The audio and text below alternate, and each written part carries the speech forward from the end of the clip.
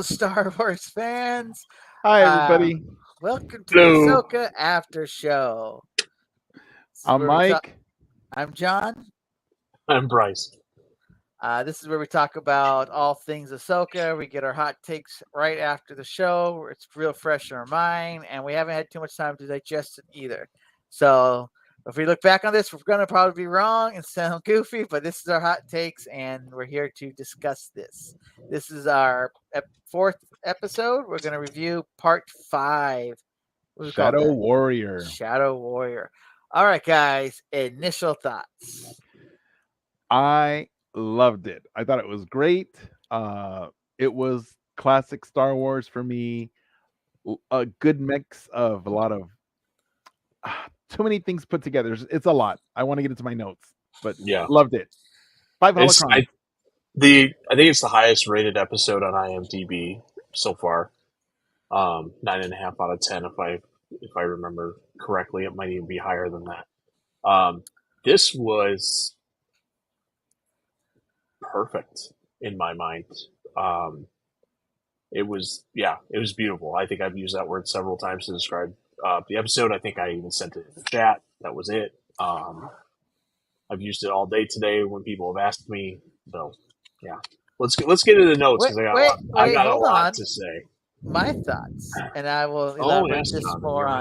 ahead. As you guys know, I'm different. It was an awesome episode. Loved how it looked. I have a problem with it, and we can get to it. To me, it's still like a 9 out of 10. It's not perfect, and it's missing a little substance, and we can talk about that later, and I'll get to that. But to me, it's not perfect, but it is probably one of the greatest. Just in the moment feelings, like it was amazing to feel that. Just there's a little issue with how that all ended, and I'll go over that later. But yeah, still a great episode. It looked amazing, but not perfect in my mind. All right, I'm okay with that. I'm okay with that because I think it was great, but not perfect. I mean, yeah.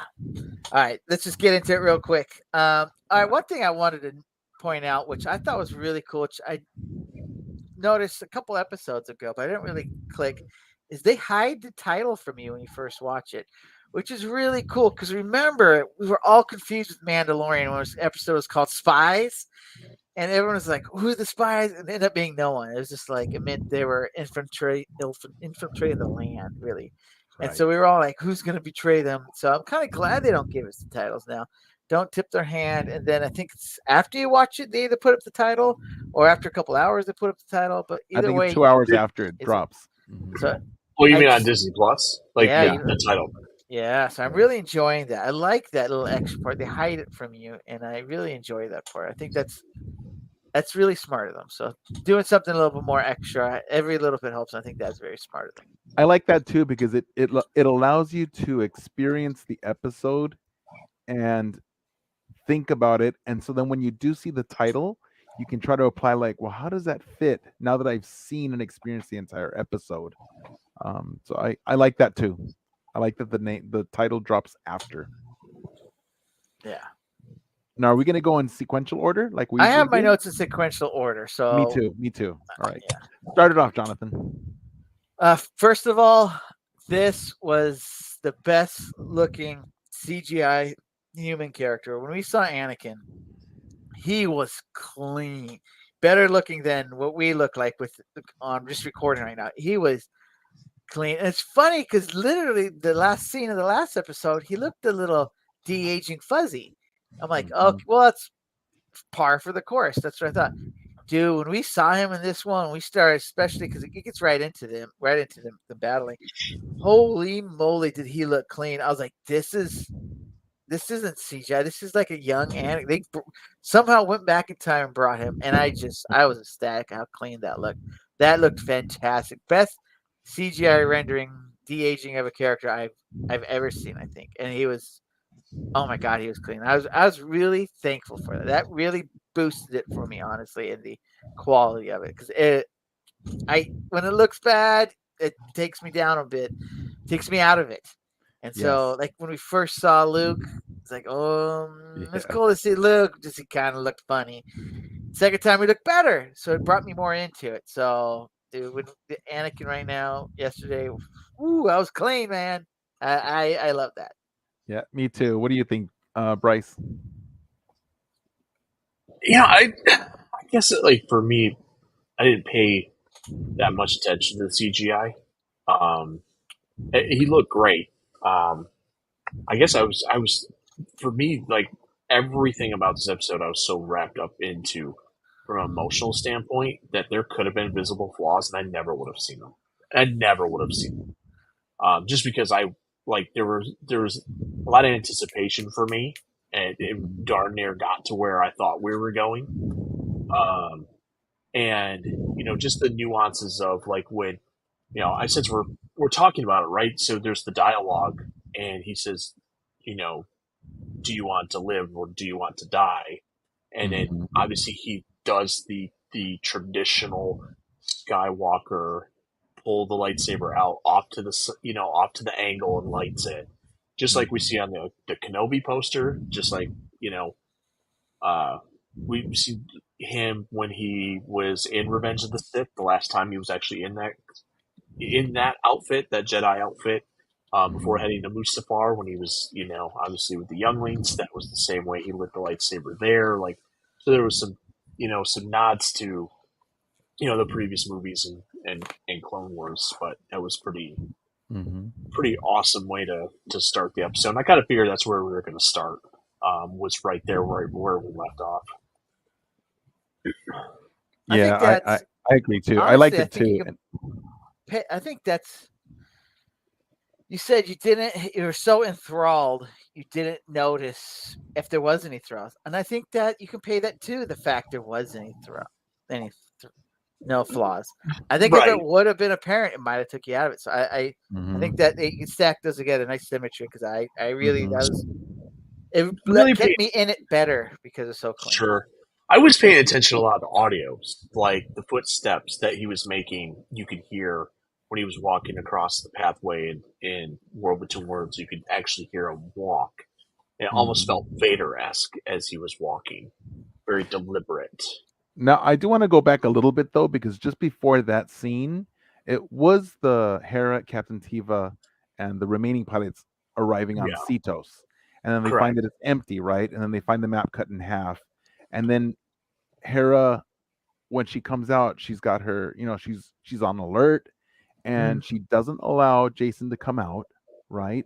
Because she's Which trying to she protect him. does. He Well, not at asked. first, not at first, and she comes out by herself. He doesn't come out with Yeah, her. So she's he, out and she's making sure it's safe.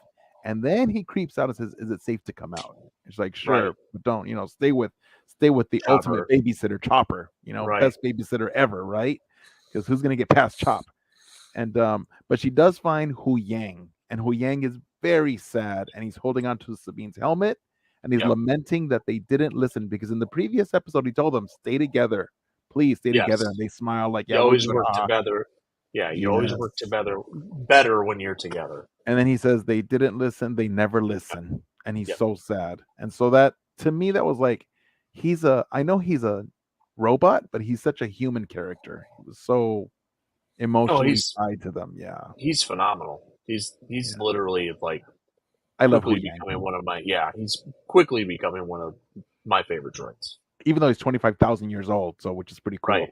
Yeah. Yeah. So so Ahsoka and Anakin are in the world between worlds, and then he does tell her that she still has a chance to live. So the first thing he tells her is like, "Hey, Snips," of course, and that was cool to hear. And he says, "I didn't expect to see you so soon." So when Right. he says that, I'm thinking, wait a minute, what do you mean so soon? Did she die? And I'm thinking perhaps she has died. And I realize that Ahsoka has had 3 near-death experiences because she's died 3 times but come back, right? So it was on Mortis. It was on Mortis was the first one. The second one was Malachor, and then this is the third. So she's had 3, right? So she's got her trinity of deaths. She's like, I didn't expect you to come back so soon. So he's thinking maybe this is it. Maybe this is the real death. Is the one on Malachor considered a death when Ezra pulled her before she actually died? That's why I said near death, because she was near death okay. at that moment. They're near death experiences, all 3. because she didn't die in any of them because she's still around, even after this one. So, but in my mind, those are really death experiences because the fact that she comes back from it means that she had to have died to come back. And then even Anakin is thinking, I didn't expect to see you so soon. And I did get that feeling, well, by him saying that, we know he's dead, right? So he must be welcoming her into whatever Jedi heaven is or the Force realm. Kind of the same. I think we talked about it last week. What possibly could be happening is like when Dumbledore's talking to Harry at platform in 9 3/4 at King's Cross, right? Like, Harry, you have a choice. You can come with me, or you can go back. Right. Right? It's that same choice that Harry had, that Dumbledore gave him, and you can kind of think the same thing, right? But He was he doesn't give her that choice initially until he says, "Do you remember what happened?" And she said, "No." correct, And then but she says, "Oh yeah," and she Balin says, Skull. "Balin's skull." He's like, "Good, because if you remember that, then that means you still have a chance." She's like, "Chance to what?" He's like, "Chance to live." So if she hadn't Right. remembered anything, she would be like totally gone. So she's like, Ahsoka is dying at that point. So she's like filtering into the world between worlds to be there permanently. This is how I understood it. And then he's like, "Well, I'm going to finish your training," and she's like, "Training for what?" You know. So that was pretty cool. Yeah. And all that getting to see Anakin and him saying I finished your training was really nice because I mean she said it several times. You never finished my training, so that was real. Mm-hmm. That was a nice nod to that. It was tying up a lot of loose ends. That was pretty cool. One thing I thought was fun is what we're doing is we're Anakin saber fight and then going back to the little map area. We go back and forth several times.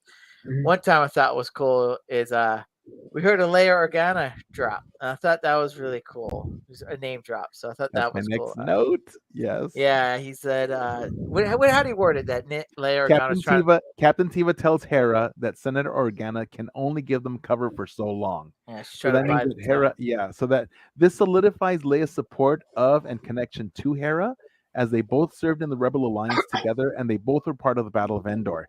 And Jason feels that there's something out there in the water, at this point Yeah. too. And he has Kanan's Jedi senses, right? And he can hear the lightsaber battle. And it was cool because I was watching the episode with a friend who has never seen Rebels, right? And she was like, "What's going on?" And I was telling her, "Oh, that's because his dad is." And I was telling her real quick while I'm watching it, his dad is a Jedi. It's Kanan, and that's why he's inherited Jedi senses. And then Hu Yang explains to because Carson. right, he tells him that he can hear the lightsaber battle, right? And Hera believes him, and then she commands Captain Tiva to and the others to scout the waters. And thank goodness that our friend of the show, Brendan Wayne, survived because he goes, "Hey, Lander, fly out there." I'm like, yes, he's not one of the ones who died, so Right. that's good because two of them did unfortunately become one with the Force, but not our boy Brendan Wayne. So then Hu Yang explains that the boy's force sensitivity is a reference to Jason Syndulla's father, which is Kanan, Yeah. and who was Depa Balaba's Padawan and born Caleb Doom, who survived Order 66. And he became a member of the Lothal Rebel Cell, and then he and Hera became lovers. And then his story is told completely in the comic series Kanan the Last Padawan, also the novel A New Dawn by John Jackson Miller, the animated series The Clone Wars Season 7, and The Bad Batch fully flesh him out in Star Wars Rebels. So that's all of Kanan if you want to catch up on what his whole story is. But I love that you didn't have to be a fan because you got filled in as you went along. But that brings me back to the point that we almost got into priors. Like, you and I had kind of discussed last week that we feel Hera is going to take Jason and leave, and you could see it, right? Like, he had to ask to leave the ship, right? Right. And so I was kind of like, oh man, I mean, Mike and I might have just nailed this on the head of where this is going. Like, she's going to be a maternal mom and not let him train. I feel that changed in this episode. And I feel like when he was able to hear the lightsabers, at first you looked at her facial expression, and her facial expression is like, oh no. But then she's like, no, Mom, listen, right? And then they focused in on her, and then the smile came over her face. Like, she was proud of him. She was proud that he was able to do this. I don't think now with that happening, I don't know if she's going to stop him from Well, becoming a Jedi, or right, at least right. using his Force abilities to help people. But you know what I think too? I think that she is very concerned because life is not easy for Jedi, right? No. It's very difficult, and I think that she's very concerned because Kanan is gone, and it's Jedi end up being hunted down or destroyed, and she's just worried like I don't want my son to be put into danger. It's like a mom not wanting her child to be a police officer, right? Because yeah, it's something to be proud of, and yet it's also like, well, my son could end up dead or my daughter could end up dead. So it's that balancing act. But I think she is very proud of him, and I think it brought her a connection back to Kanan, and so she can see that Jason is a product of both Hera and Kanan. So I thought that was really sweet too. I loved it, and she is very maternal. I do love Hera. Very much, but I think that ward of I don't want him to do anything. I don't want him, but she sees that he can help. Like those abilities can help with what they're doing. So I think she's going that wall's going to come down a little bit, and he may show more signs of his force capabilities. Yeah. My question is, do you think whenever Rebels ended, like 4 or 5 years ago, the last episode, when he gave them the child, Jason, and named him Jason, do you think this was Filoni's plan all along, to Jason to kind of be the fill-in for Jason Solo, a new Jedi? You think that was his plan? I'm almost thinking it was his plan. I mean, I he think was the one. so. Filoni loves all the books. He knows all the books. He knows all the lore. So he's very well steeped in the Star Wars lore. So there's no accidental decision. You might know more about the books than George does. Oh, definitely, sure. because George always said, "Well, you guys can do whatever you want, but just keep this out of it." And Right. So, But I'll just take the money. True yeah, prodigy. I'll just take the money. Yeah. But Filoni really is a fan. He loves all the EU, and you can tell by him bringing so much of the EU back into canon. It's constantly he's the one doing it. I was having a discussion with Alan. Every Who's time. bringing this EU stuff? It's always Filoni. I don't know how much of the EU non-Filoni directors are bringing in. I keep thinking about who else are they bringing in. Well, I don't think they know it. Only if John they know Favreau brought some stuff in Mando. Well, they're together for the I think Favreau is an executive producer on this show too, isn't he? So I just like any of the sequel stuff or any of the series that really aren't part of the Filoni Favreau verse. I can't think of too much EU stuff. So I think this is kind of them doing it, these guys. So I think that's pretty awesome about that. But they're also going to tell, even with Mando, Book of Boba Fett, and Ahsoka, we're all talking the same timeline. Right. And we know that Dave's movie, the main villain's going to be Thrawn. So it's like 9ABY, right? We're around 9ABY? Something like that, yeah. Yeah. So for me, like all these shows and bringing in these bits and pieces of the EU is only going to help tell that heir to the Empire story in the movie. So I think it's necessary. Like, you can't just dump it, right? Like, you can't just say, hey, here you go. We're just going to dump a bunch of EU stuff and make it fan service. But the way they've been doing it has just been so well calculated. And at the right times where we're not like just getting overwhelmed with a bunch of EU stuff. Like, it's filtering in at the right time. And it's all going to build towards that. I feel like we're getting like an Avengers thing, right? Like Mando's Captain America and, Boba Fett's Thor, and now we've got Ahsoka, who's you know what I mean. I'm just throwing names out. Ahsoka's She-Hulk. Yeah, exactly. Where we have beautiful green female. Yes, very powerful. Yeah. So I think we have that build where we're getting that ultimate like kind of Avengers type type movie that's culminating in Filoni's movie. And plus this time frame, when you think about Heir to the Empire and look at the EU when those years happened, it's within that 20-year gap that we have between the original trilogy and the sequel trilogy. So Disney, props to them for leaving that gap there, because it still allowed for Heir to the Empire to still be canon Right. somewhat in my mind, because it still fit. And so I was like, wow, you know what? That was really smart of them to not put something in place of Heir to the Empire, because they never Right. said, okay, Heir to the Empire is not the sequel. We have our own sequel. But they I really don't think did that was leave a gap. smart. I think they did it solely because of the age of the actors. I think that's why. I don't think that let's not touch this window because it could be Heir to the Empire. It really is. These actors are 40 years older. We need to tell the story 40 years later. I think Right, that's right. the But main piece. whatever it was, synchronicity or whatever, Yeah, we it's got lucked great out, that which is I'm those 20 happy. that window is a perfect window for Heir to the Empire trilogy, Yeah. for all of that to happen. My next note is about how they, after that, with the Jason hearing the lightsaber battle, it cuts back into the world between worlds, and Anakin is, training, and they're having some awesome lightsaber battles, right? So cool. And she doesn't want to fight him, and he's like, "Well, I've heard that before," because she said the same thing to him on Malachor, remember? Yeah. And so he starts fighting, and then he kind of cheats because he cuts the floor. She does a roundhouse kick. I love that roundhouse kick, right? When she kicks his face, Yeah. and he was like, "Whoa, that Very was a There's good one." unexpected. there's no rules in lightsaber battle. You But can't that's an cheat. unexpected move, though. That was a very unexpected move. You Yeah, can do I whatever haven't you seen want. You can't roundhouse say kicks in cheating. lightsaber battles before. Yeah. I know, but he cuts the floor, and then she falls. I think So Amal did like a kick, didn't he? Amal did like a spin kick once. Like he Oh, that's flung right. it, That's he right. spun, but his was like a That's right. double well, kick. he Yeah, kicked. Yeah, Was it? he Yeah, did I all think kinds of kicks. yeah. Yeah, he Maul was did. dope. Yeah, It was yeah. It was fantastic. something. It was something else. Maul was a beast of something Ray else. Park was something different. Ray Yeah. Park is amazing. Love Um, him. so I kind of almost felt, and we'll kind of get to this. This is where I feel like uh,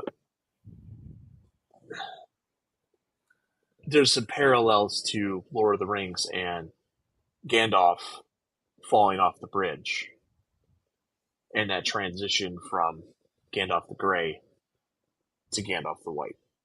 Hmm. I felt like there was some things. It wasn't obviously exact, kind of thing, but her falling, off the bridge kind of thing was reminiscent of that. The battle that ensued between Gandalf and the Balrog, all the way down to the mountain, where then he was kind of then resurrected and brought back in the hour of need, is kind of that same. I got that kind of same tone a little bit Hmm. with how this played out. But obviously, the events in between where it started and where it ended were completely different. But it kind of gave me a little bit of some Tolkien vibes, of telling that story. Definitely, definitely. Because this is the first flashback scene in this episode, and she falls into the past, and this scene is at the beginning of the Clone Wars, and we see young Yep. Snips, right? Teenage Snips. She's 14, right? She's a young teenager, close to when she was first assigned to be Anakin's Padawan. And she's played by Ariana Greenblatt, who I think Yeah, she did a which great job. She yeah, and was I've never heard of her before. No, but she looked the part of a very young Ahsoka. And the only thing is, in my mind, I was like, man, it would have been nice if they could have used Ashley's voice, because Ashley's voice was young Ahsoka in my mind. But this Ariana did great. So props to Ariana Greenblatt. She did a great, terrific job. And she's following Anakin, right, and the clones into a battle. And Ahsoka's wielding her original green lightsaber, which was cool to Yes. see, right? Connection back to the beginning of the Clone Wars. Yep. And we see glimpses of Twi'leks all around with the clones.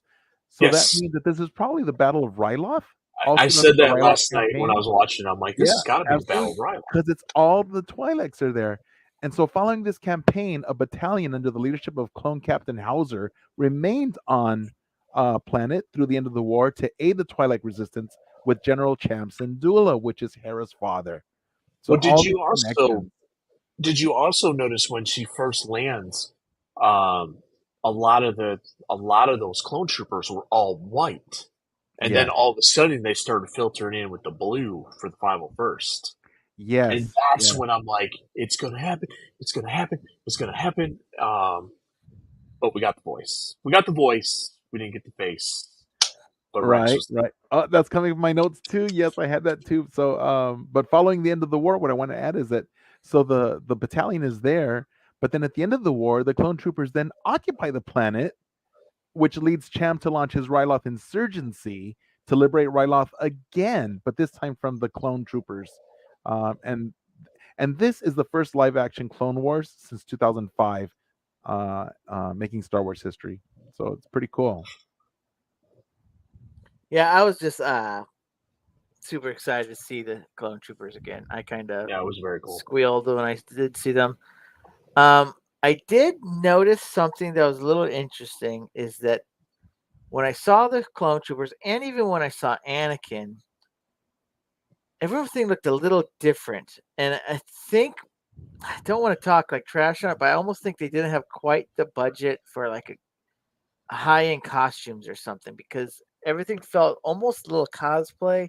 Like Anakin's suit was a little baggy, and then the clone troopers looked like it didn't fit as great. Because if you compare the clone troopers in this to the clone troopers 20 years ago, they don't look that the same, and they look super clean. I don't know if they're because they were CGI'd back then. Yeah, but I I was think it going to has say a lot that to do clone with troopers the back then were CGI. CGI, and these are real actors. So I So appreciate the real actors, and I don't mind that it's. And I they don't might have mind been the 501st. look. Did we confirm that?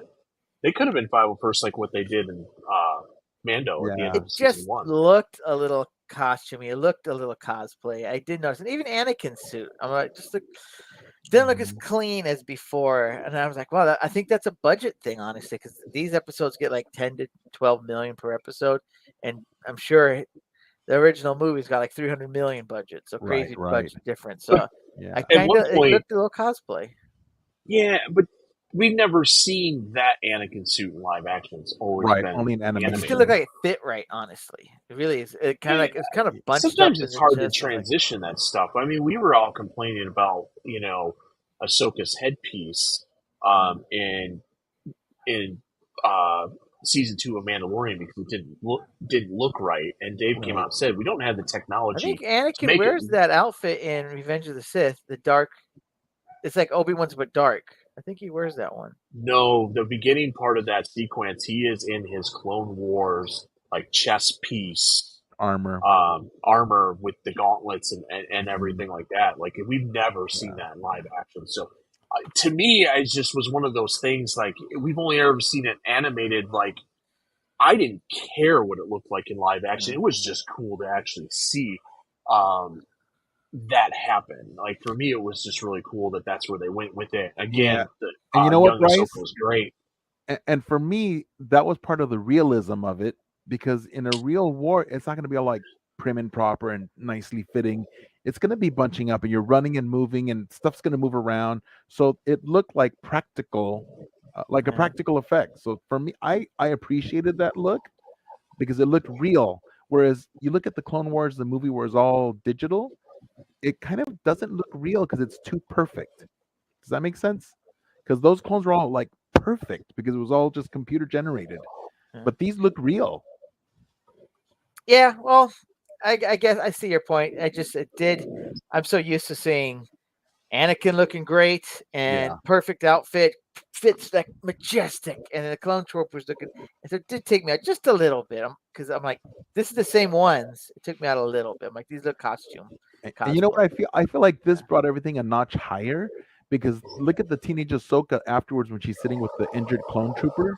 And so this is something that we never really got to see in the Clone Wars is like the after effects or the trauma. Really, it was never really addressed in the series, not to this point.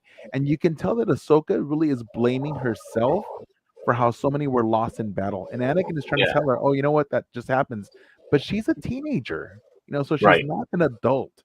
So it's really having a tremendous impact on her psyche and her emotions and this trauma because children process trauma differently than adults.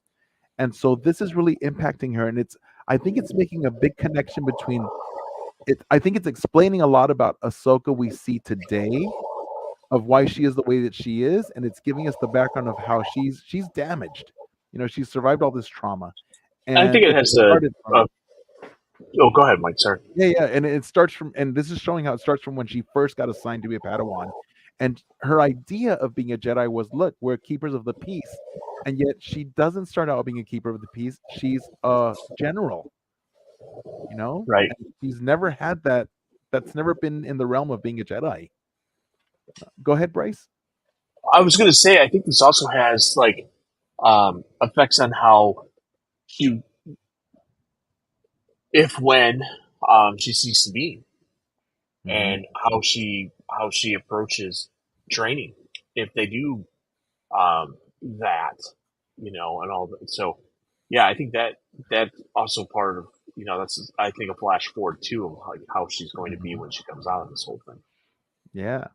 And then Anakin tells her that he wants her to learn to lead and to survive. And then Captain Rex is with them, right? Because you're saying you saw the blue mask, and we're I like, kind of wish that's though he Rex. had put his helmet on or something, so you saw his face. It's weird that we didn't actually get Tamora Morrison in it. But it But was he his Kinda- is voice. credited. Yeah, it was his It voice. was He his is voice. credited for it. Yeah, I still would like to see his face. I think that'd have been nice, especially then- when the clone was down. They covered his face. I just Yeah, thought, all oh, of that was them. It was interesting. all of them. they should have shown Every his clone that face. had the helmet off was wrapped. Well, but Every you know face what? was wrapped. But that needed to have been a de-aged Tamura Morrison because it was a young Tamura. Sure. Well, I they did a agree. great job with Anakin, so I feel Maybe like they didn't have enough dollars. It was so expensive to do Maybe. Anakin, they couldn't afford to do They could have Tam. Taylor. Luke, stop. So one thing, remember when he's explaining that to her, because he makes a joke and she doesn't take kindly to that joking at this time because it's a serious moment. And he gets kind of serious as, what do you want? And then he just like takes off and he keeps transforming back and forth from Anakin to Vader. Oh my gosh, That that was looks so amazing, cool. right? I loved it. Like, oh, So cool. I'm like, did you see that? I was like, oh, did you see that? Like, that was Vader, but it's Anakin, but it's Vader. And that really does tie it all together that Anakin and Vader are the same. They're one and the same. You can't take them apart. They're not different people. Anakin and Vader are one and the same. So Well, this is also where he says, "Is that what this is about?" So I was like, "Yeah, it's kind of." And he knows. He knows. So he knows that he's changed, but he also knows that this isn't about him. This is about Right. her. That's This is right. her It's about force her, vision. her Like, growth and her development. Yeah. Mhm. So then after this part, Jason does watch as the ghost I and was the gonna say we got to Oh, see oh. the Mandalorians, which is really cool. Yes. Yeah. So I Let's Yeah, was we really got let's to hurry up. space on that. Before we see the Mandalorians, that's when Jason watches the ghosts and the X-wings continue to sweep the ocean, and then it cuts back to the next flashback scene, because that first flashback scene was that, and then the next flashback scene is they're back in the world between worlds, and Ahsoka's using her double white lightsabers this time, and she's fighting during the siege of Mandalore, and that's the last battle of the Clone Wars. The siege of Mandalore, they were blue. They were the Anakin modified sabers. Right, but in this one she's using her white sabers. Because remember, it's not, we're not going into the past. This is part of Ahsoka's training. So she's here with her double white lightsabers.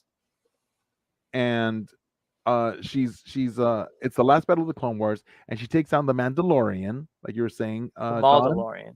The Mandalorian. Mandalorian, that's right. Yeah. The Darth Maul's Mandalorian super commandos, identifiable by that helmet, right, in the armor, because they have the spikes. And this is interesting because consider the role that Mandalorians have had and continue to play in Ahsoka's life since that day, right? Because at there she's fighting them, but then the Mandalorians become really important part of her life. And then Tamura Morrison, who played Jango Fett, Boba Fett, and all the clones, reprises role as the voice of Captain Rex. Oh, that was in the previous one. No, it was in that one too. No, wasn't this Siege of one? Okay. Mandalore. Yeah, Okay. you could see Captain Rex in the other one when they're talking in the camp and she's sitting there. He doesn't say anything. Oh, this is where he has his cameo. Yeah. Okay, so my notes This are is right. where he then turns around and says, Commander, Right. like, we got to go. And she's now a commander, right? Right, and then I think not a that's when he general. turns and runs, and that's when Anakin walks up back into Revenge of the Sith. Anakin walks back in and asks, like, "I'm not familiar with this." Yeah, And because she he was goes, never part of that battle. Right. Yeah, Mhm. and she says that we were no longer together. Yeah, we had parted ways at this point. Yeah, and so he's still training her. And then she confronts him. Oh, yeah. Well, I thought that was kind of interesting because I kind of felt like when we first go to the first battle, we're almost like with Anakin of that timeline. Like he doesn't really know that she's in a vision. Like he's just like, we're in a battle right now. You get that done. And then it's obvious that now he's like on this journey with her the second time. The first time I wasn't sure. I felt like she got dropped and Anakin's like one of the clone troopers. He doesn't know that she's in his force vision. So it was Mhm. it wasn't very clear the first time. Now it was really clear. It's like well, what are we doing here? I wasn't here. So I was like, okay, Right. so he is traveling with her, almost like the ghost of Christmas past or something like that. Right. You know what? So It is yeah, like that. It is like that. yeah. Yeah. Nice point, Jonathan. Because then at this point, then she now confronts Anakin about how he was more dangerous than anyone had ever realized, and then he repeats his choice to her to live or die, and then he ignites his lightsaber, which is red, and his Yeah. eyes are rimmed with red. I'm like, And then he's got oh, the veins almost like and and his like skin is what turning is it, like Darth grayish. Malik or Darth Malgus. That Yes. pasty pale look. Right. Right. And that was So like it gave me chills to see that. no, it was awesome. Right, And wasn't it? then obviously at the end of that thing, and she says she um well she beats him because she ends up taking his lightsaber, right? Well, but first he kicks her back. He kicks her back Yeah, onto the pathway of the world between worlds, and then he steps out of the mist, flickering between Anakin and Vader. He's flickering back and forth, and you can hear the Vader breathing. And right, then Vader disarms Ahsoka because they're fighting, and he gets rid of her lightsaber. She's disarmed, and then she takes control of his red lightsaber. right. And then Right, she says, and "I this to me choose was to like, you live." know what?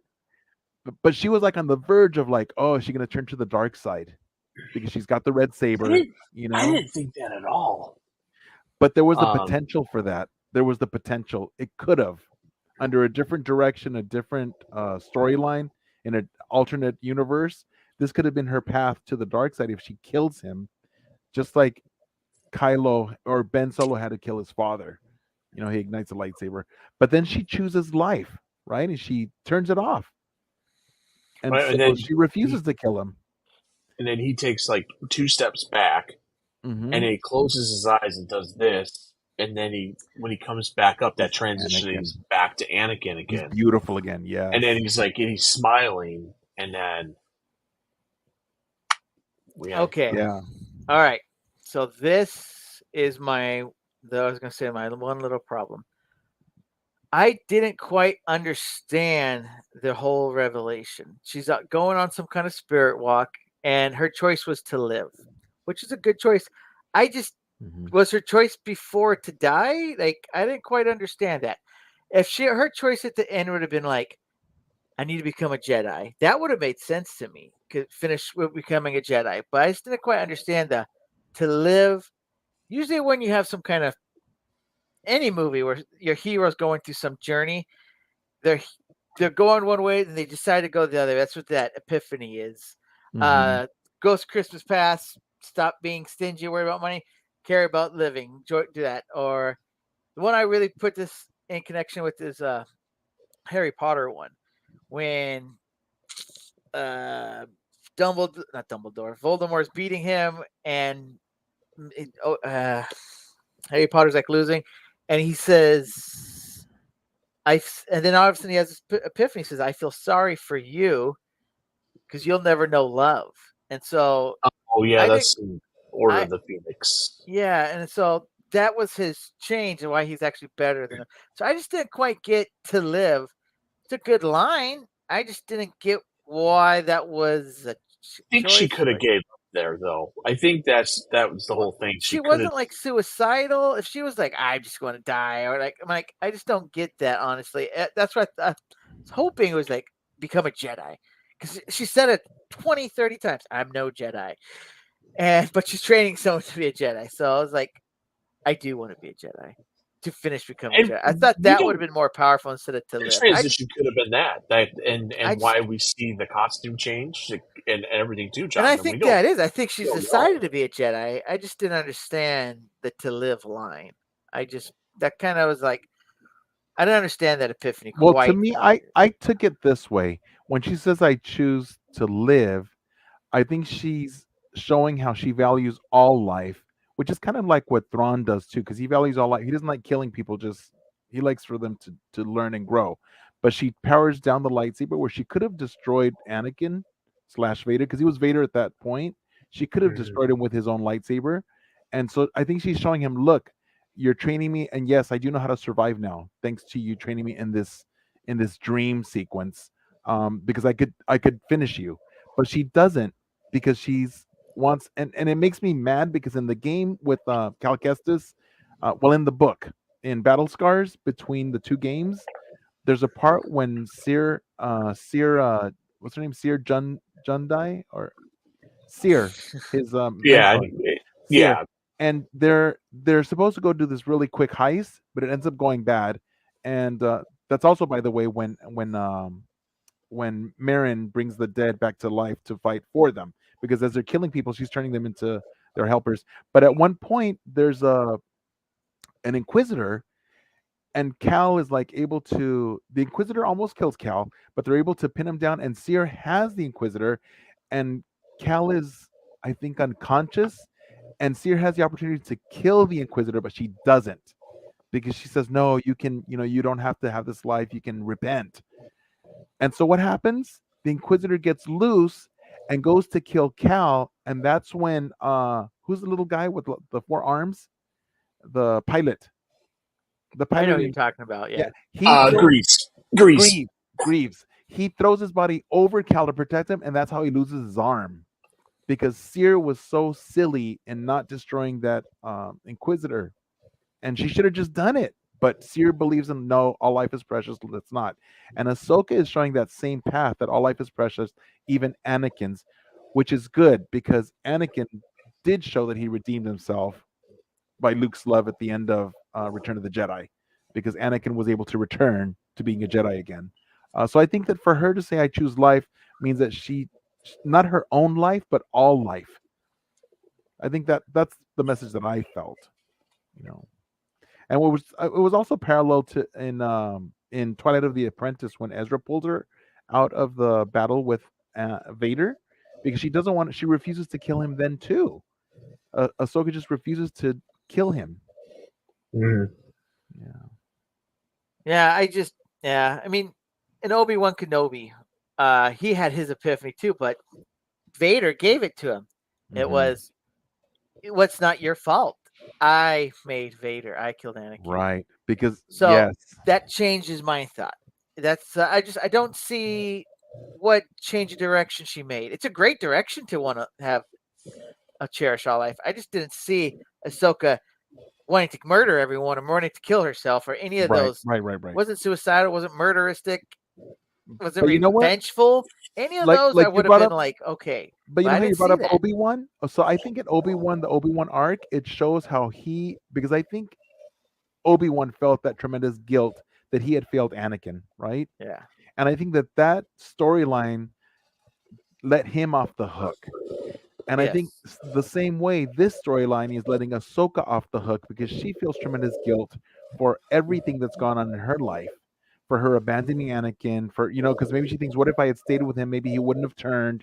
So she has all this tremendous guilt, I and don't get I think she that. has guilt. I I think don't so. get that from her.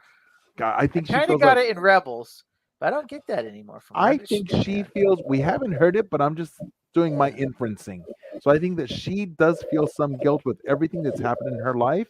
She feels that she's had a part of it in terms of like even with Sabine, with everything, with everything that goes on, she feels guilt. And for her to process it, I And think this helps her to let go of that guilt. I think, yeah, I agree with you, Mike. I think she feels guilt, but I think she feels responsible Mm-hmm. for leaving the Jedi Order, leaving Anakin specifically, and knows. I feel she thinks deep down inside that he never would have turned had she never left. Like if she had never left, we don't, you know, we don't see Vader, right? Because she's strong enough to pull him back, even when Palpatine's pulling him the other way. Like I Right. think I think that's where she's at. Is that she feels that she's responsible and there is guilt there. So yeah, so it would have been the same thing if Anakin would have said it wasn't your fault. That Right. could have been her epiphany. I can't wrap my head around to live being her epiphany. That's my one little problem with this episode. Everything else, I think is fantastic, absolutely beautiful. Well, I just didn't get my that little epiphany. problem's I coming really up. wish you would have said to finish being Okay. a Jedi Well, or something. My little Who problem's is- coming up with this next all right. note because Okay, right Mike. after this, the water starts to rise. Right, water Mhm. starting to rise because then Anakin's back to himself and it's like, okay, whatever he was planning to do, it's done. She's received her training, and so the water's rising to meet Ahsoka, and then she is rescued from drowning in the ocean. Right, so she awakens on a ship and greeted by Hu Yang, who tells her that Jason is the reason that she's alive. Then she thanks Jason and then he asks her who her lightsaber opponent was, and Ahsoka's like, "Ooh, She was interrupted. Like I think Hera thank said, goodness," yeah. because she didn't want to tell him. She was like hesitating. She didn't want to say it, but then Hera changes the subject before she can answer, and I think that's good because I don't think she wanted to lie to him, but she also didn't want to tell him who it was because that would have been like traumatic I think she would have Jason. said like a friend or something, but I'm glad she didn't say Anakin or Vader. Right, So I right, think she was going to say an old friend or my old master or something. Yeah. yes. And so at this point is when I wrote a big long note about this is Ahsoka's What, third Mike? death You wrote a experience. big long note. I sure did. This is Ahsoka's third death experiences, and I mentioned Mortis revived by the daughter, Malachor revived by Ezra, and now Ceto's revived by Jason. And I know, don't cut me on the semantics that they didn't revive her, but just listen me out. The daughter was characterized by wearing all white and her green hair. Jason also has green hair. And then this connects the live action Ahsoka to the animated Ahsoka. In the post-credits scene of Rebels season 4, when we saw Ahsoka the White, inspired by J.R.R. Tolkien's Gandalf the Grey. So I'm right with you there, Bryce, who died and returned as Gandalf the White. It is significant that Ahsoka emerges from the water after death, as this could correspond to the rebirth in Christianity after baptism, where all sins are washed away and you have a new rebirth after baptism, right? That's what we believe as Christians. And so it was not until she was baptized, or it wasn't until after his baptism that Jesus began proselytizing. So this scene could symbolize that the washing away of all the guilt that Ahsoka had from all her sins, and now she's been holding on to them in her heart. This frees her to seek a new future as a way seeker, like Orla Jareni in the High Republic, and who was a way seeker doing the will of the Force, but not from within the Jedi Order. And Orla Jareni was beyond just wearing all white. She was all white, White all white, lightsabers, white white eyes, white hair. lightsaber, Yeah. white Yeah. everything. It's like ultimate way seeker. It's even funny because when Gandalf came back, his sole purpose only was to help the people. He didn't Mhm. have like a purpose to anything selfish. I think I'm here to help you, and then I'm leaving. So it could be kind of cool for Ahsoka to come there. But my one thing is, I think I don't know if this is spoilers because it's a prediction. I don't think we find Ezra. I think the last scene of this season is that scene from Rebels. I think we almost just like with the end of part 2. We go back there. I think you see that they did their fighting, and then they're like season 2. They're gonna try and find Ezra or something. I think we revisit that scene, but this time she's in her white outfit, and then they go to find Ezra. So I think that's how the season ends. I do too because this was a little retconning because in the last season of or the last episode in the post credit season for Rebels, season 4, she was already Ahsoka the White when she went to Yeah. go get So I think we see that Sabine. scene, even though we thought we saw that scene We already didn't when because she she was was not wearing Ahsoka the gray. White. Yes, So I she was think we're gonna Ahsoka the Gray. re-see that Yes, scene. It's like we were this close to finding yes. Ezra, but we're not done. So We're gonna try it was a again. fake out. Like, I Yeah. gotcha. So now we have Ahsoka. Well, Ahsoka's also giving us the return of the Way Seeker, which I think is really cool because it really connects back to the High Republic. So I love I that. a lot. love that. I do because I'm big. We're all book fans. I know they can't really use that term because people are gonna be like, "What's a wayfinder?" But I think as book Way Seeker. nerds, way seeker, we're gonna know what that is. So I think that's kind of a nod to us because they say way seeker. They're not. The general populace isn't gonna know. They don't So, have to say Way Seeker, yeah, but I but see we that know. that's what she is. We know. And Yeah. so for the other fans who do read the books, they're gonna make that connection too. And it's Yeah. really the whole idea of it. So it's not. I don't care about the semantics. They could call her something else if they want. That's fine. Then it can have like 2 different names. But my next bullet, my next note is that Well, I Ahsoka. have a Go quick ahead. thought. Go ahead, Betty. Go. Sorry. because I don't agree that we're going to get that scene again in the Ahsoka show. It's a stretch to get in, but I kind of think we are. But I do see how it's a stretch. Because I don't know if we're going to get another season of Ahsoka. It's possible, but at some point, that shift of what Dave has to do, is the movie.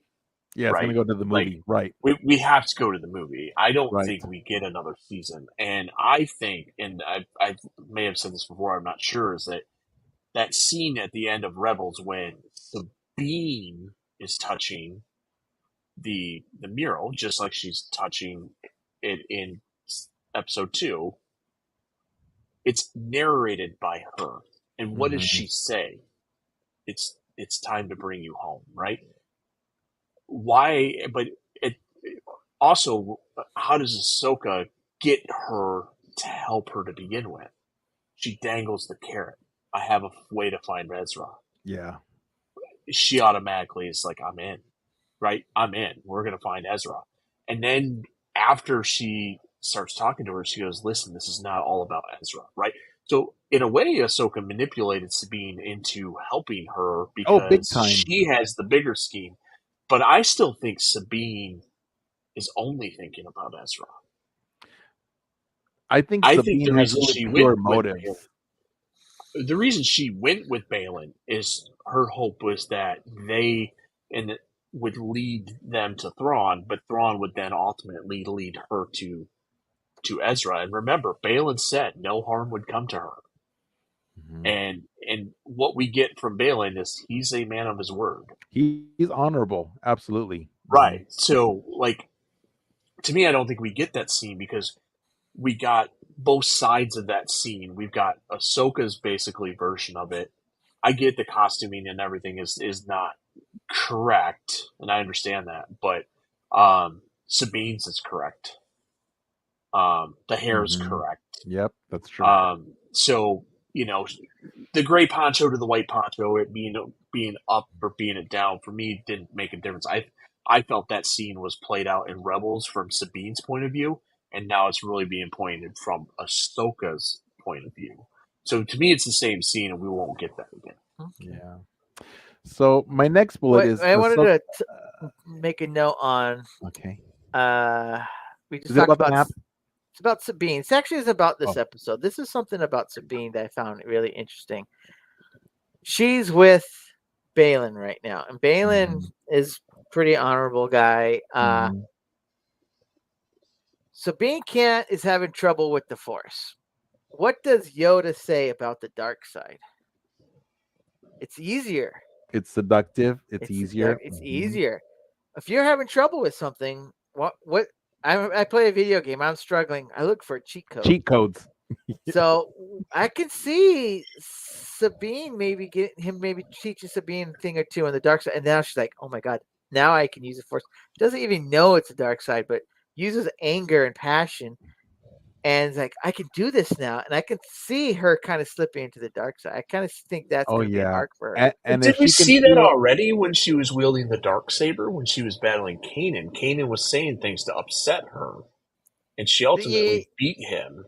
But did she tap into that anger and frustration? Is that why she But beat Kanan? now we have someone intentionally telling her to tap into that with Balin, which she's going to do. So I because think Kanan was not having her tap into the dark side. He was just provoking her to have her tap into I don't think.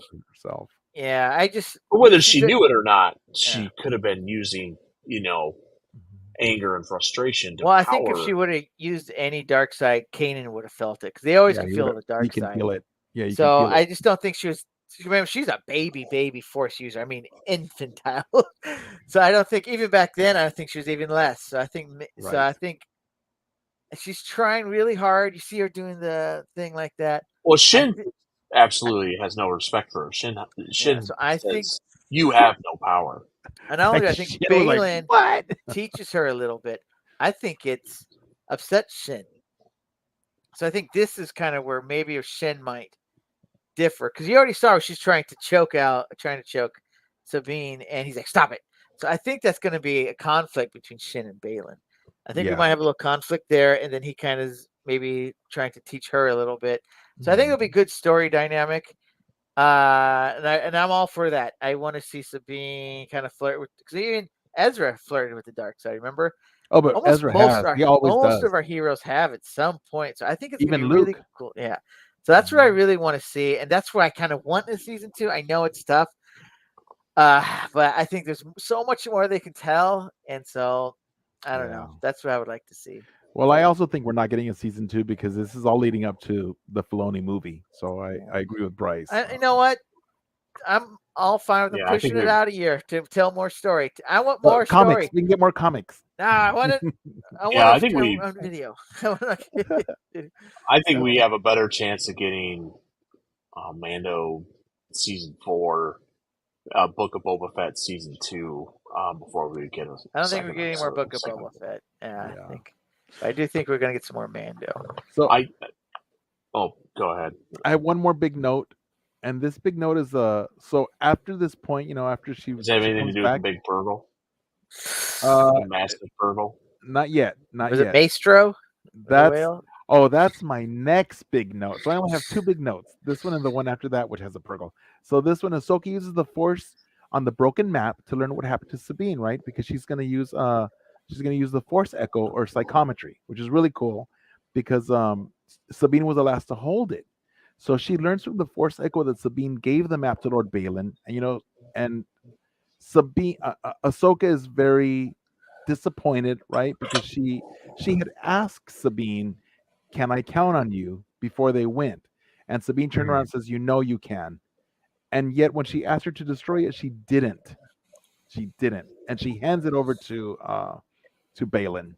Yeah, but it's funny because when she's holding that thing and she's going through that whole process, like I feel like at first there's like this look of like disappointment or but by the end I think she understood why she did it, and then she kind of looked up and saw the Purgos like, no, I we can still do this, but I think she understood agree. why Sabine did what she did. And I think because this is a reborn Ahsoka from her most recent training in the World Between Worlds, so she's seeing things differently after her experience with Anakin and her flashbacks to all those different times in the past.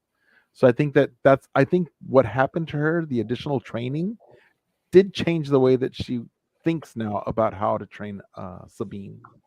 But the one connection I wanted to make is that the whole thing about the Sense Echo first appeared in Star Wars canon in Hunt for Zero, which is the 9th episode of season 3 of Star Wars: The Clone Wars, that aired in November 12, 2010. And it was first identified in the episode guide in StarWars.com as psychometry, and which was first introduced in Legends continuity in 1994 in The Courtship of Princess Leia by Dave Wolverton. So this is EU stuff being drawn back into canon again by Filoni. So the power featured prominently in the 2019 novel Force Collector, one of my favorite young adult novels by Kevin Shinnick. And they even told him, "Oh, you need to stop writing this because this is spoiler stuff." And he had no idea, because that and the video game Star Wars Jedi Fallen Order, which starred the Force Echo users Karnak Sin and Cal Kestis, respectively, for the book and the game. According to Kevin Shinnick, he wrote the first draft of the novel without knowing about Cal Kestis' power and in the other developing projects that were coming, and he only learned of it about a year before it was published, before it was released. What he'd written was so close that Jedi Fallen Order, only a few details had to be tweaked to bring them in line together. So that was pretty cool because they were on parallel paths, such as the blinding white light when Nook Shin sees when he touches things. When he goes to, because he goes to Doc Gundar's and he touches a helmet and he sees what happened. So it's pretty cool. That's really a device for a video game. tell a story. I know, but it was in the book first. And they worked it into the let's make it a book. That's pretty interesting. But then Ahsoka does look. She hears the Purgle. She looks up, and then that's when Bryce. Bryce, you want to say something about the Purgle? Oh no, we can get to the Purgle. We can get to the Purgle when you're ready. Apparently, my ring light just went out. We're at Maestro the Whale right now. Yeah, Monstro. Monstro. That was Mason Monstro, Monstro. Monstro, the Pinocchio. I mean, we've got Mary Poppins. Why not get Pinocchio? This is another one of my like. So not one of my favorites, They but it's start okay. talking about it. The one thing I wanted to say before we get to the whales, I love Captain Tiva and him playing around and saying, well, this is top secret mission. You need to tell me. You need to go. I thought that was cool. I thought that was real fun. I was like, that's how you kind of stall them. Say, well, I need authorization. And she's like, what? Right? I'm Yes. getting a little annoyed every time I see this New Republic. They always seem like ding dongs or d bags. Just like, this is what we fought for, to have a bunch of. It's not that different than the Empire. It's just like, come on, guys. Well, but remember, We have heroes of the Republic, heroes, General Right. Syndulla, and but the New Ahsoka, Republic and is gonna- anti-military. I'm just there's 3 ships on this planet. How is this a military thing? And to me, it's all they have to do is report, hey, the world's largest hyper ring goes here with 7 hyperdrives, just took off the one that was stolen from the space that I tried to warn you about, and they still don't touch on any of that. I just think that's so weird that they're kind of But they kind avoiding of do, the Sean. obvious. They kind of do, because they asked, "Do you have evidence of this?" And they're like, "Well, Yeah, no." Hu Yang has it all scanned. Here's the scan. It's like, oh yeah. Not only that, oh yeah, 2 of our ships died because of that. Captain Tiva saw it. John Wayne's son saw it. Captain Lander. Wayne saw it. I'm just like, come on, like, there's plenty of eyewitnesses, and they're still kind of, I don't know. I It's I know. incompetency at its finest with this New Republic. It's really kind of annoying. One thing though I did want to say, when all 3 of those ships arrived, dude, that was dead ringer for the Katana fleet. I was like, oh, this is exactly what they're kind of that cylinder.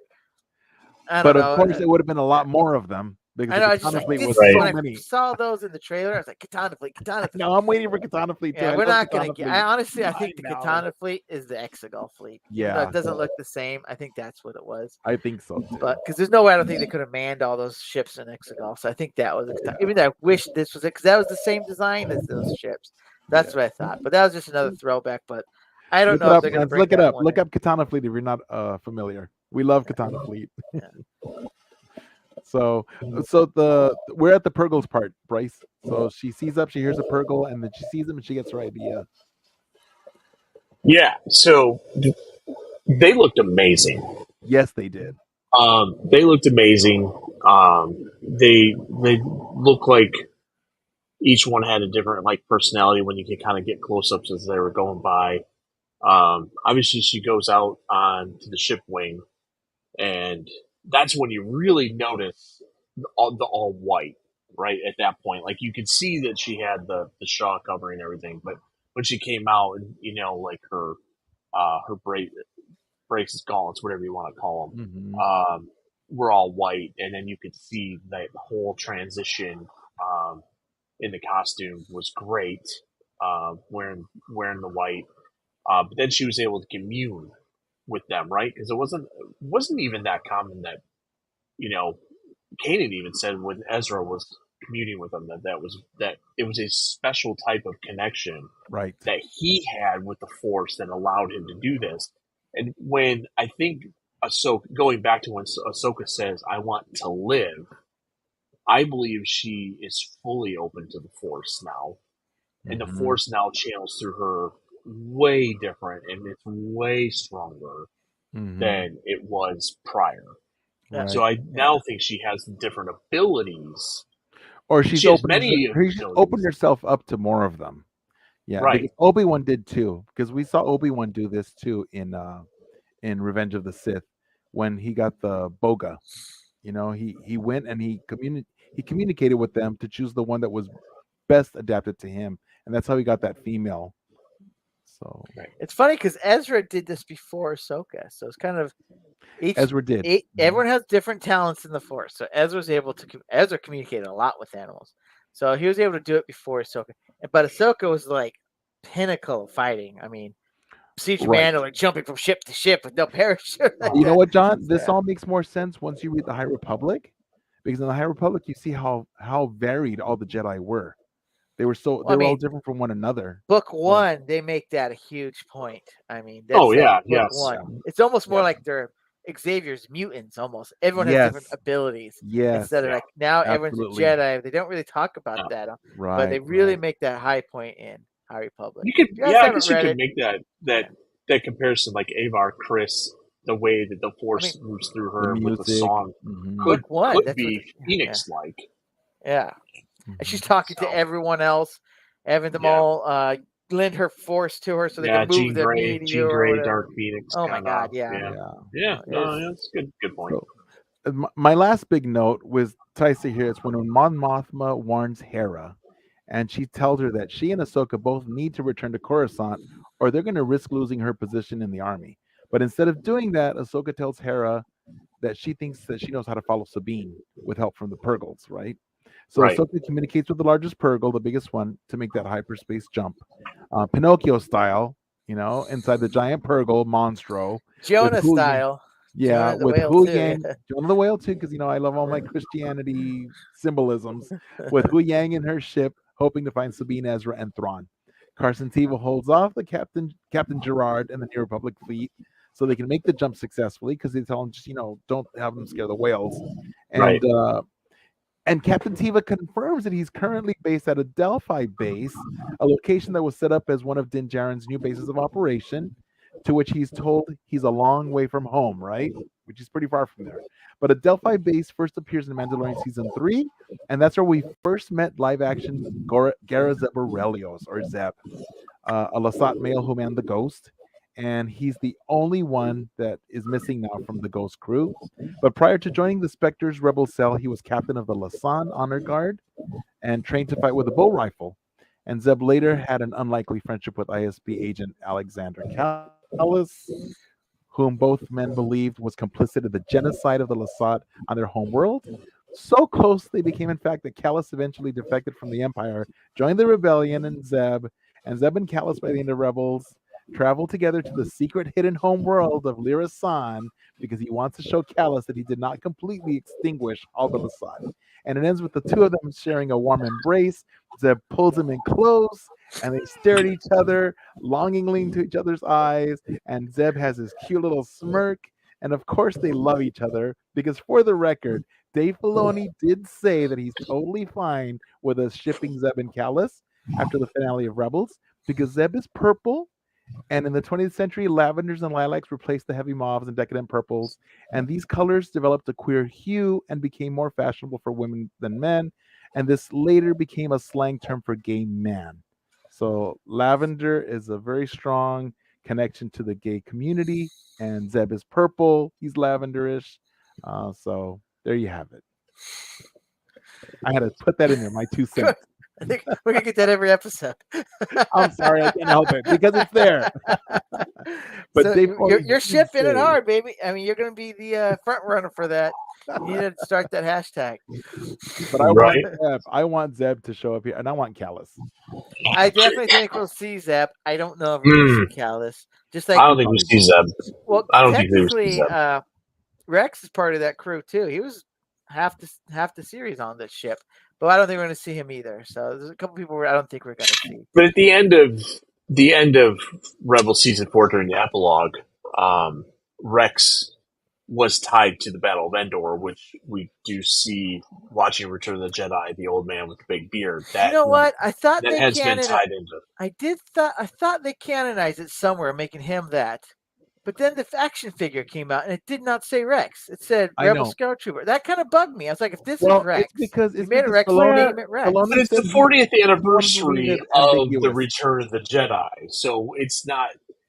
We make the connection, like Filoni made the connection, but when you talk about the action figure, one comes with two head sculpts, that one, and a younger male head sculpt. So, and it's to honor the 40th anniversary of those figures that came out 40 years ago. Mhm. So you wouldn't rename it to Captain Rex if that's what we all Right. believe it to be. It's still going to be an Endor commando or an Endor, I officer. think it was confusing. I get that they could have just used other clone Rebel Scout Troopers, saved that one. But I just when I saw that, I was like, Yeah. that kind of threw me off a bit. I even have a sideshow. I had the sideshow version, the 12-inch version of the Endor. I think he's Endor Commando, and to me, we call him Captain Rex at the house. Yeah, he's Captain Rex for me He too. did have an original name. I can't remember what it was, but he It's does Captain have Santa or something. Captain Santa. Yeah. But that was just like fan fiction made when George was allowing everybody to do whatever they wanted. You know, as long as they didn't change things. Well, that big white beard. I mean, what else would you call him? Captain Santa. I know that's kind of silly though. But they made Rex's beard in Rebels identical to his beard. They gave him the helmet. He was wearing it towards the end of Rebels anyway. And it makes sense that he would put on the armor because he was so used to wearing that armor. So, all right, guys. So that's the end of my notes. Final thoughts. Final thoughts. Bryce? I don't know. You know, if they up it from here, I don't know what I'm going to do.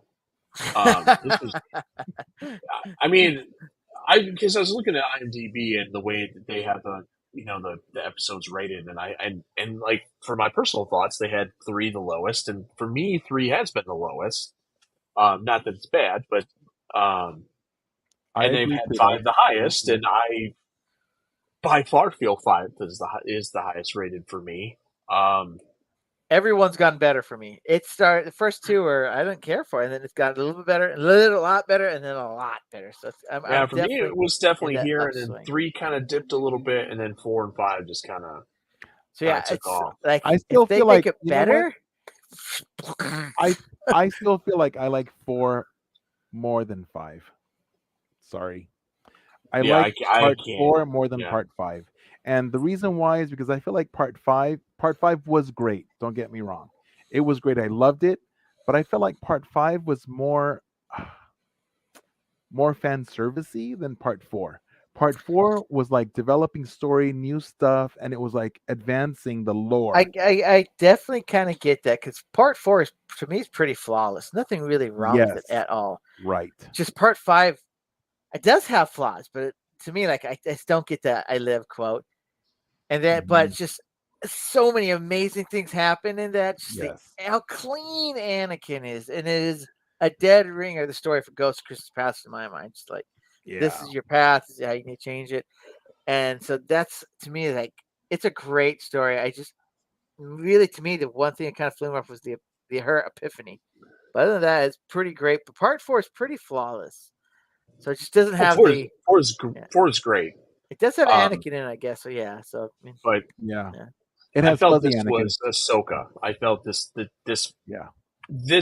to me was the episode that almost kind of put the stamp on the series of like you can't call this Rebels season 5 anymore. Like, there's just no way you can do this. Yeah, it's not. It's not Rebel season 5. Yeah, but that was what a lot of other YouTubers were saying. Well, this is just Rebel season 5. Like, and you know what, Rosario Dawson. I was like, wait a minute here. Rosario Dawson, fantastic. You know, there's a lot of split community with whether she should be Ahsoka or not. She's doing a terrific, fantastic job. I love Rosario Dawson as Ahsoka. Her face is beautiful. She's just like, I think she's great. You know, and I'm okay with different actors portraying different characters because we have it all the time with other characters. So I'm okay. I love Ashley. She's great. Will always be that animated Ahsoka. But I think this live action Ahsoka, Rosario Dawson is doing a tremendous job. To me, at heart, like Ashley still embodies everything Ahsoka is anyway. I mean, there's room for both, and we're seeing absolutely. We saw it at Celebration in London. There's room for both. Well, now there's 3 for sure. Now we have 3. Now there's 3. Yeah. Yes. Yeah. Because that little Ahsoka live action. I would be curious when she comes up on the concert. You know what's funny is she also played young Gamora in Infinity Wars. So now she's in both.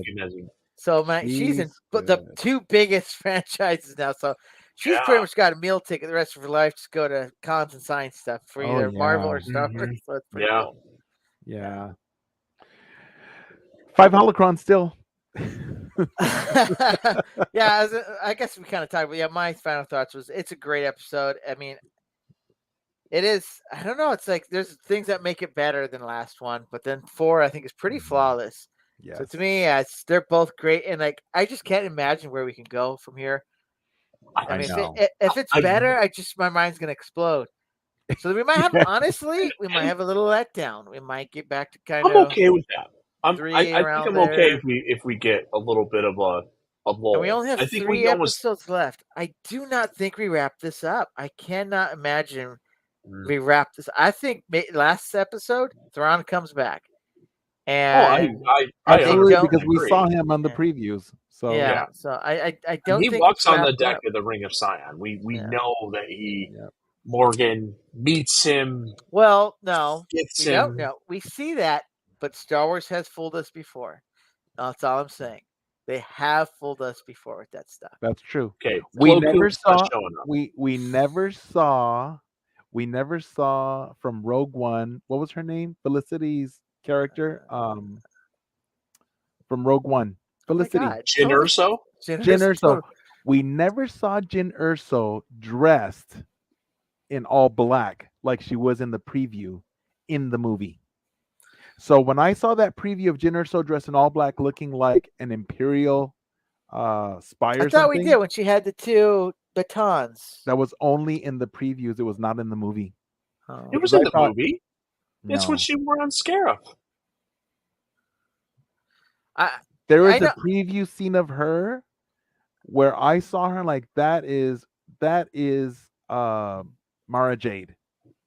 You know, it looked like Mara Jade the way she was dressed. There's in plenty the of scenes when she's in front of the Mhm. TIE fighter. It doesn't happen. When she's on the beach running from That one, in explosions, front of the TIE holding the fighter. Death Star plans. Mhm.